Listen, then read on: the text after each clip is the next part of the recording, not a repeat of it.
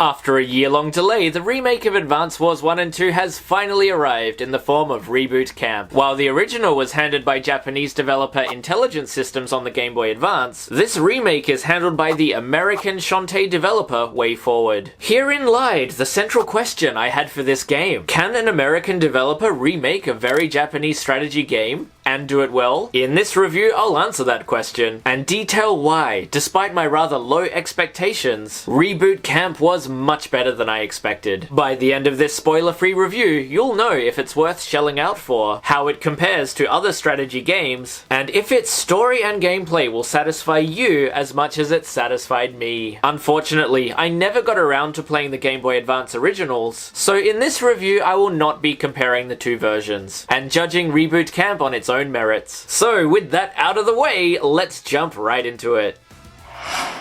Taking place in Cosmo Land, four once friendly rival nations have suddenly turned on one another, pitting their troops against each other in frontier battles. Taking charge of the Red Star Army, using infantry, tanks, jet fighters, submarines and more, players face their armies off against those of rival commanding officers, or COs. Throughout battles, your army learns that war has been instigated thanks to a series of misunderstandings and of a secret puppet master pulling the strings. In this two-game compilation, Advance Wars 1 has you uncover the conspiracy of who's instigating the conflict, and Advance Wars 2 has you fend off their full-scale invasion. The story is presented beautifully, bookended by fully animated anime-style cutscenes. These were clearly not animated by a Japanese studio, so the art comes off as a cross between Japanese anime and an American Saturday morning cartoon. I totally dig it, and it matches the light tone. Similarly, Reboot Camp has a stacked and recognizable voice cast, using the likes of Ash Ketchum's original voice actor Veronica Taylor, as well as YouTubers Ego Raptor and ProZD to name a few. The dialogue is sharp, funny, and exceptionally well written. I couldn't help but smile or chuckle from time to time. As for the plot, it's a pretty flimsy one that only exists to tie together a long string of battles. Don't expect anything mind-blowing or emotional here, but where Reboot Camp shines is in its characters. They boast likable, distinct personalities backed up by great designs and voice work, and I took a shining to all of them, both heroes and villains. If a new Super Smash Bros. Game gets made, the main character Andy is certainly worthy of a spot on the roster. Similarly, the tone of the game is light, so a serious plot wouldn't really fit. Despite having wars in the title, Nintendo smartly downplay any real-life similarity to war. Units and vehicles look like toys, and the battle maps are rendered like board games, with the wooden frame of the board clearly visible during battles. Purists of the strategy genre should not really care about this. This stylistic choice does not affect the gameplay. I fully support this aesthetic, as this is a fun and family-friendly Nintendo game after all. I realize it might not be for everyone, and I did see a lot of people on Twitter dissuaded by it, saying it looks too simple and childlike, but I would encourage you to give it a shot and be charmed by the cute visuals. I originally thought they looked bland and underwhelming from the trailers, but after playing, the aesthetic fits the gameplay and tone perfectly. But how does it play? This is an exceptional turn-based strategy game. Notice I did not say RPG. While looking like Fire Emblem and having lineage from the same developer, there are no RPG elements to be found here. No leveling up, units are not characters, and there are no weapons or armor to equip. It makes for a faster, less stressful experience, akin to playing a tabletop board game. Putting comparisons to Fire Emblem aside, being an entirely strategy-based game makes for fast, fun, and addictive gameplay. To win most battles, you either have to rout the enemy's forces or capture their HQ.